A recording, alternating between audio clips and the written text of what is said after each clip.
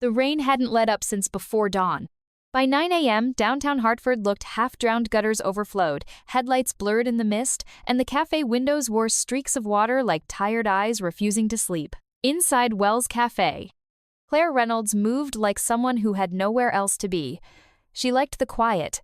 She liked watching things rather than being watched. Her hands moved by instinct, now steam.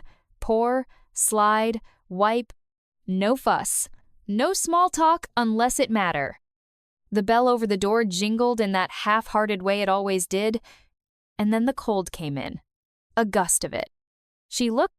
A mantle, damp, possibly 60, stood just inside the doorway. His coat was the kind you don't buy anymore. Canvas. Frayed at the cuffs. He carried nothing but himself, and even that seemed heavy. He didn't shake off the water. He didn't. Claire noticed how his shoes squeaked wet leather, probably cracked. And the way he glanced at the menu like someone unfamiliar with the process, not indecisive, just Remo. Just a coffee. Tyler, who was filling in for the weekend and already thought himself too good for cafe work, tapped the register. $3.25. The man reached into his coat pocket. Then the other. Checked his pants, his shirt. Something shifted in his expression. Not panic, not quite shame, just a pause, a long one. I'm sorry, he said almost to himself. I thought I had it. Tyler smirked. Loud enough for the cafe to notice, he said, You thought wrong, I guess. Claire felt the stillness in the room. It wasn't loud, but it was tense. A couple at the far table exchanged amused looks. One of them muttered something she didn't catch, but she knew the tone. She'd heard it before. Everyone had. I'm not asking for free coffee, the man added quietly. Just somewhere to sit, till the rain passes. That's not how this works, Tyler shot back. If you're not a customer, you can't hang out. Company policy. Claire didn't move at first. She stared at the man the way he didn't argue. He just turned slightly, like he was about to walk back out into the rain, as if that were the natural consequence of existing. She reached into her apron and pulled out a bill, crisp enough to suggest she'd been saving it. She slapped it on the counter. Get him the coffee, she said. Tyler looked at her, half laughing. Seriously? She didn't blink. Seriously? The man turned toward her, eyes wide with something more complicated than gratitude. A kind of startled respect. You didn't have to do that, he murmured. I know, Claire replied, handing him the cup. Corner booth's open. Take it. The man hesitated, then took the cup in both hands. Not like he'd just been handed a drink, but like something warmer, something rare. As he walked away, Claire caught the eyes of the couple who had been watching. They looked away. Claire said nothing more. Not to Tyler, not to the room. She didn't know the man's name. Didn't know where he came from. What she didn't know was this. He had come looking for someone, not something. And Claire, quiet, tired Claire, had just stepped into a story she didn't yet realize was waiting for her. By the time the morning rush slowed, the man had long gone. Claire watched his empty cup sitting neatly on the table by the window, the coffee sleeve still intact, untouched by condensation. He had left quietly, without a goodbye, without glancing back. But something lingered, a feeling, like a smudge on glass that refused to wipe clean. Tyler avoided eye contact for the rest of the shift. Not out of guilt, Claire doubted he felt much of that, but because the mood had shifted, and even he could feel it. She finished wiping down the counters, pulled off her apron, and clocked out without speaking. Outside, the rain had stopped but left the streets glistening under a low-hanging sky. Claire pulled her coat tight and turned left down Birch Street. It wasn't her usual way home, but nothing about the day had gone the usual way. By the time she reached the apartment, the sky was the color of ash. Her keys jingled as she unlocked the door to 3B. The room smelled faintly of medicine and mint tea. Her younger sister, Morgan, lay curled on the couch, a blanket pulled to her chin, a laptop propped beside her playing an old sitcom on low volume. Hey, Morgan said weakly. Her voice was hoarse, but she smiled. You're early. Claire leaned down, touched her forehead. You feel warm. I'm always warm, Morgan muttered. I'm a furnace in flannel. Claire chuckled quietly and went to the kitchen. There was just enough rice left to make a simple dinner. She moved methodically boiling water, rinsing the pot twice, counting every grain like it mattered. Because it did. There were no leftovers. She sat by the window that night, watching the streetlights flicker on one by one. Her reflection in the glass was pale, tired, her hair falling out of its twist. She reached into her wallet, pulled out the bills, 5 singles. One of them, the one from this morning, was gone. It had been meant for medicine, for the bus fare to Morgan's appointment next week. She folded the rest of the money slowly and placed it back. Claire didn't regret giving the man the coffee. Not for a second. But choices like that didn't come cheap, not for people like her. And yet, deep down, something about his eyes stayed with her. Not the color or the age, but the way he had looked surprised, as if no one had done something kind for him in a very long time. She remembered a different day. Long ago. She had been 15. Her mother had collapsed in a grocery store aisle. Diabetic shock. Claire had screamed for help. People passed. No one stopped. Until an old woman in a knit hat knelt beside them. She didn't speak, just handed Claire a bottle of orange juice and pressed a hand to her mother's wrist. She never saw that woman again. But she remembered. Maybe that's why she had done it. Not for thanks. Not for virtue. But because that's what people are supposed to do when no one else does. Later, as Morgan slept fitfully and the heat ticked in the pipes, Claire whispered into the dark, "I'd rather be wrong for doing something than right for staying quiet." And in the stillness of the apartment, with nothing but her own conscience to answer her, Claire felt the smallest glimmer of something rare. Peace. 3 days passed. Each morning, Claire walked into Wells' Café, the same way, hair tied back, sleeves rolled, eyes calm. The customers were mostly regulars. The same orders, the same seats, the same weather-worn small talk. But something felt different. It was the silence, not the comforting kind, the respectful hush of early hours. This silence had weight. Eyes lingered too long. Whispers tapered off when she passed. Even Tyler, usually loud and thoughtless, had toned himself down to a petty simmer. Claire didn't confront it. She never did. Instead, she wiped the same tables twice and folded napkins with more care than usual. No one mentioned the man, but they all remembered. Then came Thursday. It was just past 10. The cafe had settled into a lull, half the tables full, a soft drizzle tapping the windows again. The bell above the door rang. Claire didn't look up right away, but the silence that followed made her do it. The man had returned. But not the same man. This one wore a dark wool coat, pressed slacks, polished shoes that didn't squeak. His salt and pepper hair was combed neatly. His shoulders were straight, and he held an umbrella with the ease of someone who didn't mind waiting. He didn't head to the counter.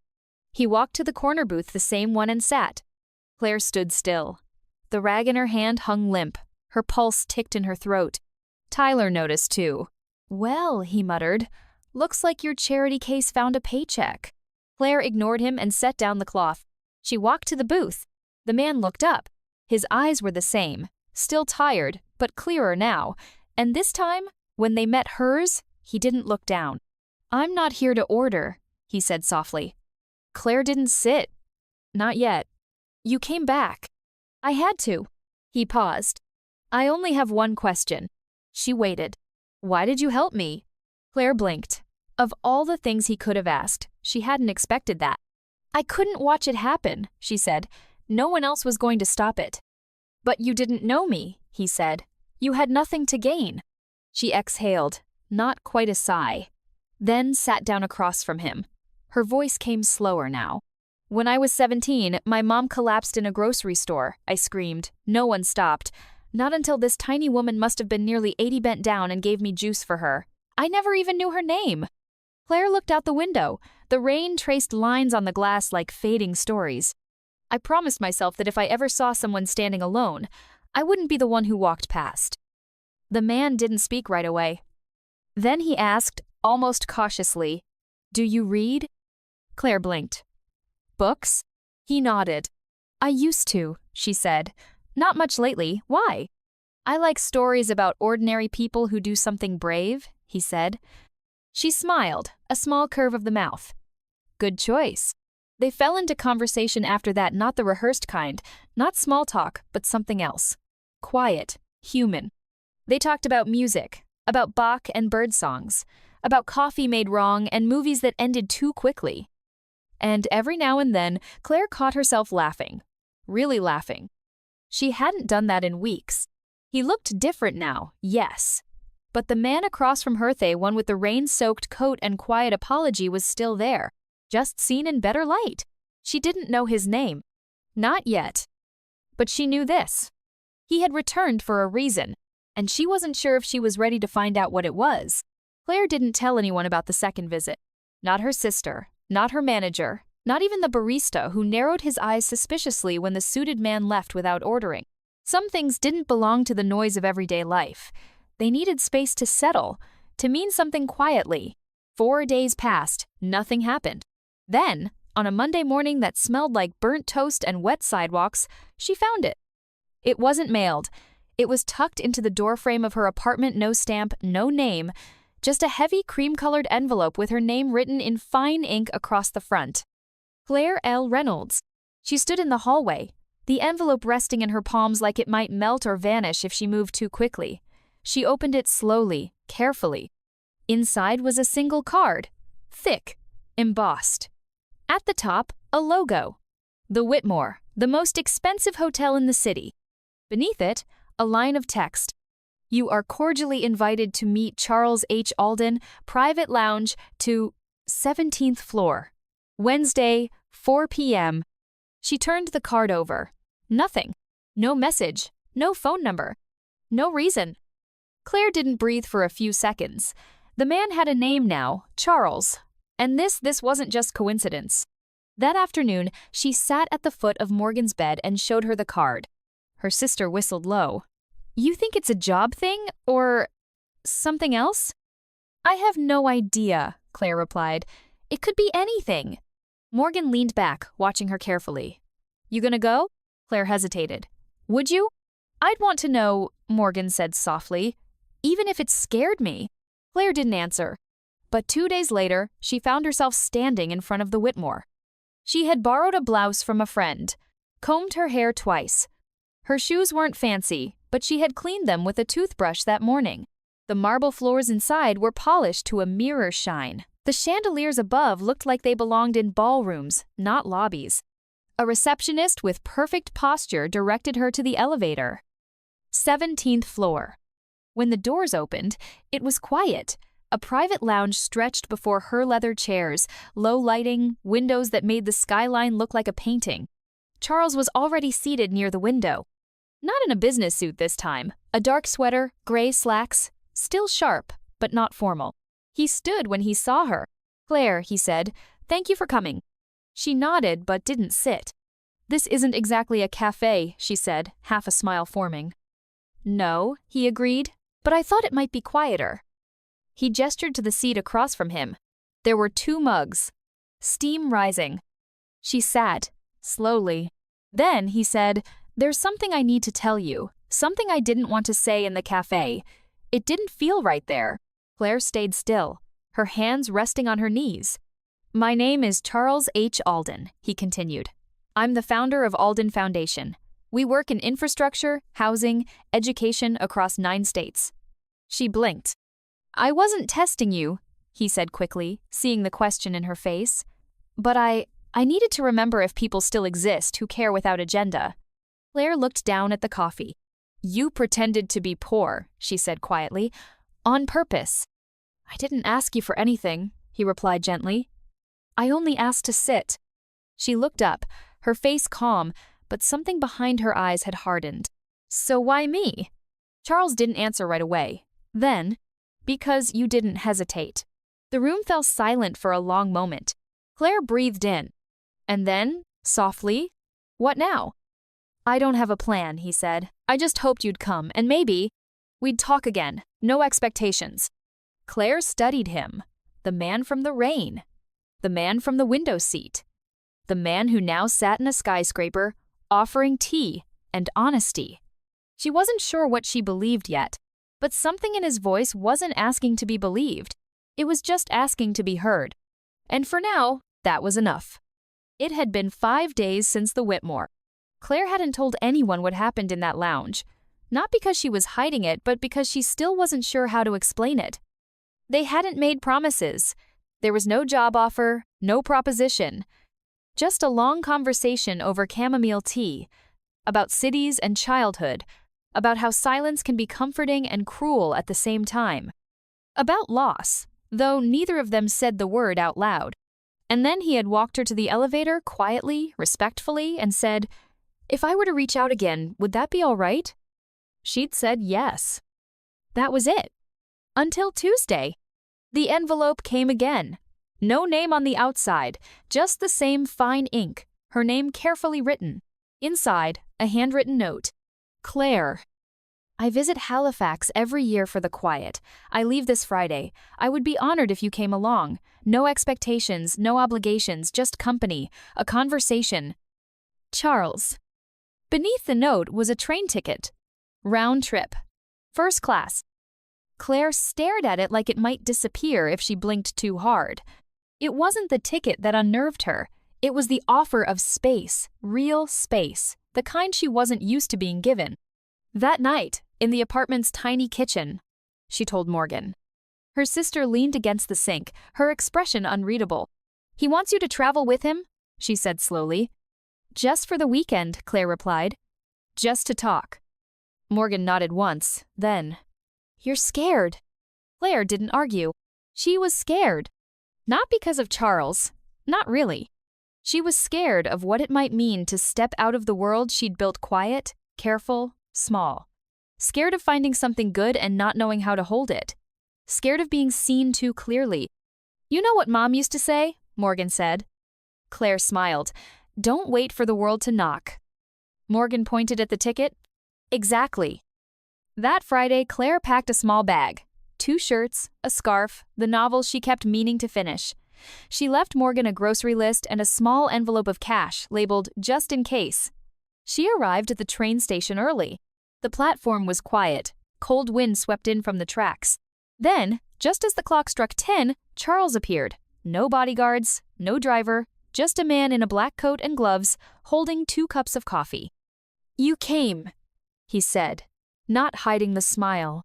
"So did you," she replied. They boarded together. The train glided away from the city like a slow exhale. In the quiet of the cabin, she sipped the coffee he'd brought. It was exactly how she liked it. No cream, just a touch of sugar. She never told him that. Claire looked out the window as the city fell away, replaced by trees and snow-dusted hills. She didn't know what this was. She didn't know where it was going. But for the first time in a long while, she wasn't afraid of the unknown. Because someone had asked her to Komino to impress, not to save, not to fix, but simply to be there. And that, she realized, was something she had always longed for. Halifax was smaller than Claire had imagined. The train station sat quietly between 2 modest brick buildings, framed by narrow roads and trees that had long since shed their leaves. The air had a gentler cold to it, not biting, but crisp, like something recently cleaned. Charles led the way without rushing. They didn't speak much on the walk to the Cara-weathered black sedan, older than she expected, its inside warmed not by heated seats, but by the lingering scent of cedar and coffee beans. They drove in silence, through winding roads and open woods, until the landscape fell into long stretches of pine. After half an hour, he turned down a dirt path that seemed to appear out of nowhere. At the end stood a cabin, small, with dark wood walls and a thin curl of smoke rising from the chimney. The porch light flickered gently in the early dusk. "I come here once a year," he said, stepping out. "To remember." Claire followed him up the steps, her boots crunching softly over gravel. Inside, the cabin was warm and spare. A fireplace crackled low. Books lined the walls, no decoration, no pretense. Just stories. A single oil painting hung above the hearth, a forest path fading into morning light. Charles set her bag down by the window. "There's tea, or something stronger if you prefer." "Tea is fine," she said. They sat across from each other at the kitchen table, mugs between their hands. Outside, darkness pressed gently against the glass. Inside, only the soft glow of the lantern on the table lit the room. For a while, they didn't speak. And then, as if picking up a thread neither of them had realized they'd dropped, he said, "I lost my wife 15 years ago. Sudden. Unforgiving." Claire didn't look away. "I stopped trusting people," he continued. "Stopped believing anyone wanted anything that wasn't wrapped in reward, so I started disappearing into cities, one at a time. No names, no headlines, just streets and people." He paused. That morning at Wells Café hadn't spoken to a stranger in weeks. I didn't expect kindness, I didn't deserve it, but you gave it anyway. Claire exhaled slowly. I didn't do it for you. He smiled faintly. I know. That's why it mattered. The fire cracked softly. Shadows shifted on the walls. She looked at him. What are you looking for, really? He didn't answer right away. Then, someone who sees the world like I try to. Someone who understands what it means to be quiet, but not absent. Claire looked into her tea. I don't know if I'm that person, she said. You don't have to be, he replied. I'm not here for proof. I just wanted to share space, real space. She met his eyes then, and for the first time, she saw not the billionaire or the mystery man but someone who had stood in the rain once, holding a paper cup, unsure of whether he'd be allowed to stay. And she had said yes. Now, he was returning the question. No demands, no contracts. Just presence. And the quiet possibility of something more. The morning air was pale and cold. Claire woke to the scent of pine and something faintly sweet, possibly oats or cinnamon. Through the cabin window, the world looked hushed, like the trees were still holding their breath. She stepped into the main room to find Charles already awake. He stood by the open porch door, wrapped in a wool cardigan, one hand holding a ceramic mug, the other resting on the wooden frame. I didn't mean to wake you, he said without turning. You didn't, Claire replied softly. They had breakfast on the porch, nothing extravagant. Toast, fruit, coffee. A silence hung between them, not heavy but thoughtful. It was a kind of companionship that didn't require explanation. I always wondered, Claire said after a while, what it would be like to live in a place like this. Quiet, he replied, which sounds like a blessing until it gets too loud inside your own head. She smiled faintly. I understand that. They spent the rest of the morning walking along the edge of a frozen lake. The air nipped at their cheeks, but the sun had broken through, casting long golden shadows across the snow. Claire asked questions not about his wealth or his company, but about music, old books, what he used to believe in before life broke some of it down. He answered without show. When they returned to the cabin, she asked, Do you ever get tired of people only seeing your last name? Charles looked up from where he was stacking firewood. All the time. Claire nodded. That's why I never asked for it. I noticed. She tucked her hands into her sleeves. You wanted to disappear. I think I wanted to be found. He looked at her carefully. And were you?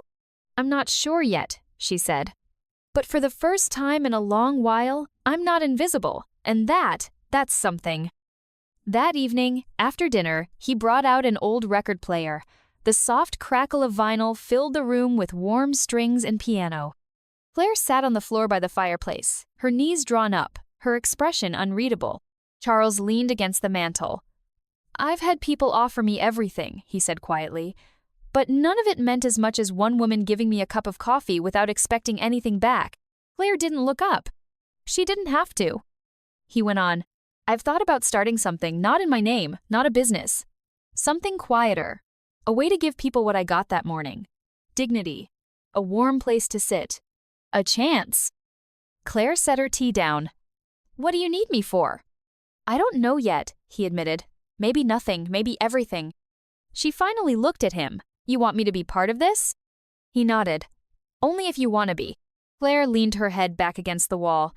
She was quiet for a long time. Then, with a voice that didn't shake, she said, I think I'd like to help build something that makes people feel less alone. He didn't smile right away, but his eyes softened, and he whispered, Me too. They didn't talk about money, or plans, or timelines. Only the work, the purpose. That night, as Claire wrote in her notebook by lantern light, she paused, stared out the window, and thought, maybe this is what being seen feels like. And it didn't require a spotlight. Just a porch, a promise, and a name spoken with care. It started with a single photo. Claire didn't even know it had been taken. A local volunteer had snapped it during one of their first visits to the downtown community kitchena. Picture of her and Charles standing side by side, sleeves rolled, pouring soup into mismatched bowls. There was nothing polished about it. No posed smiles, no press tags, just steam, warmth, and two people quietly working. Someone shared it. Then someone else. And then a blog post surfaced. Is this Charles Alden's new philanthropic partner? Claire saw it 3 days later, by accident, when a coworker at Wells Café shoved her phone under Claire's nose during her afternoon shift. Is this really you? The girl asked, her voice a mix of awe and suspicion. Claire stared at the screen. There it was, her face, her name, right beside his. The comments were worse. Speculation, judgment, mockery, gold digger. What's the angle? She probably saved a kitten once and now thinks she's a saint. Claire walked into the break room and sat down without a word. The phone trembled in her hand. That night Charles called. She almost didn't answer. When she did, she didn't let him speak first.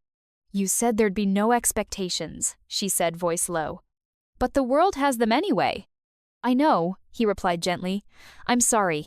She said nothing. He continued, we don't have to explain anything to them. They'll still write their version. I'm not worried about them, Charles said. Only you. Claire exhaled. I didn't ask for any of this. I know. I don't want to become someone I never meant to be. You haven't, he said, not even close. She paused. Then why does it feel like I'm losing something I haven't even built yet? There was a silence on the other end, and then Charles said something she hadn't expected. Maybe it's time we build something no one else can tear down. The next day, Claire quit her job at the cafe. No drama. No scene. She folded her apron, placed it on the counter, and walked out without turning back. It didn't feel like an ending. It felt like the beginning of a different kind of work. That week, they sat down with a lawyer in a modest office-no in a skyscraper, not behind tinted glass. They signed papers, not to launch an empire, but to form something small and true. A foundation. A space. A place called the First Table. Its mission was simple: to give people a place to sit before they ask, and a meal before they're hungry enough to beg. Claire didn't want to be the face of it. She wanted to be the hands. And Charles didn't want to be the name. He wanted to be the listener. They didn't hold press conferences. They hosted dinners with no guest list, no seating charts, just a table, an open seat, and a coffee cup that said, "Welcome back." Because sometimes the bravest thing two people can do is rewrite a story the world already thinks it knows.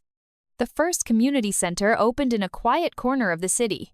No grand ribbon cutting, no red carpet, just a painted sign over a glass door. The First Table. Claire stood at the entrance before sunrise, her hands tucked into her coat, watching as the lights inside warmed the stillness. The scent of cinnamon toast drifted through the hallway. A kettle whistled somewhere in the back. The space had been a long-abandoned laundromat, cracked tiles, rusted machines, but with help from volunteers and donations trickled in from strangers, it had transformed. The walls now bore gentle colors. Secondhand books lined reclaimed wood shelves. The long wooden table in the center was hand-built, each chair sanded smooth by people who'd once eaten alone. At the head of the table was a plaque.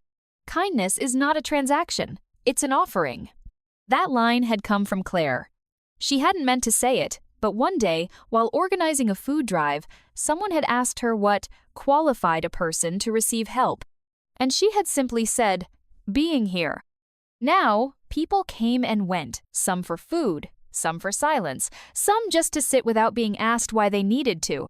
Charles often visited, but never made announcements. He swept floors, refilled coffee, sometimes sat at the piano in the back and played a few slow notes before slipping away unnoticed. Claire remained the quiet core of it all. She never lectured. She simply moved between tables, met people where they were, and remembered their names. The ones who stayed often became part of the work painting walls, slicing bread, organizing shelves. No one was required, but they came anyway. One afternoon, a girl no older than 12 walked up to Claire and held out a note. Claire opened it. "Thank you for talking to my mom. She didn't cry last night. That means everything." Claire folded the paper carefully and placed it in her pocket. It stayed there for weeks. Later that night, Charles found her wiping down tables long after everyone had gone. The music had stopped. The light was soft. "You're still here," he said. Claire glanced up. "I like seeing the place when it's quiet. It suits you." She looked around the room. "I thought the world needed fixing, but Maybe it just needed a table where someone could sit without asking first. Charles stepped beside her, his gaze following hers across the worn wood, the scuffed chairs, the empty mugs. "You built this," he said. "We did," she corrected gently. He turned to her. "You never did tell me why you chose to help me that day. Not the story, not the memory, the why." Claire thought for a moment. Then, "Because I didn't want to leave someone behind who reminded me too much of myself." Charles nodded. "Quiet." She added, "And because someone once did that for me." That was the heart of it. Not grand gestures, not legacy. Just people seeing people. The years passed quietly, not fast, not slow. Just enough for the paint on the front door to chip, for the chairs at the first table to gather scuffs and stories, and for Claire to begin finding more gray in her hair each season. But she never left. She stayed, even when others moved on. She stayed when reporters came, and when they stopped coming. She stayed when donors grew loud, then silent. Because it was never about noise. Charles, too, remained less often in the city, more in the places no one else visited. He funded small libraries, helped rebuild homes after fires. He wrote long letters to no one in particular. Some ended up in Claire's mailbox, others she found tucked behind the register at the cafe. He never signed them. He didn't have to. Then one day, he was gone. No announcement, no obituary. Just a call from an assistant, quiet and respectful. He had passed away peacefully in his sleep at the winter cabin in Halifax, the one where the lanterns still sat by the window. Claire flew there, alone. She lit the fire, sat in the same chair where he'd once told her about the woman he lost, and in the silence, she cried. Not for what they didn't become, but for everything they quietly were. When she returned, a package was waiting. No label, just her name. Inside, a letter handwritten, folded carefully. "Claire, you once gave me $5 and a place to sit. I could never repay that. Not with all the foundations in the world. But maybe, if this place outlives us both, then someone will sit at that table long after we're gone and still feel like they belong. That's all I ever wanted." See. Claire placed the letter in the drawer beneath the counter, beside the photo of her mother and the first cafe key. She didn't build statues. She didn't rename the building. But once a year, on the anniversary of that rainy morning, she placed a plain white mug in the window seat, the same one he had once sat in, soaked, dismissed, unseen. And above it, in simple handwriting, she taped a note. "Your first cup is on us. The rest is a story still unfolding." One morning, a young man walked in. Nervous. Thin jacket. Calloused hands. Claire greeted him with a quiet smile, asked if he wanted a place to sit. He nodded. As she poured the coffee, she remembered Charles's words. Kindness doesn't need to be remembered. It only needs to be continued. And that was exactly what she did. One cup at a time,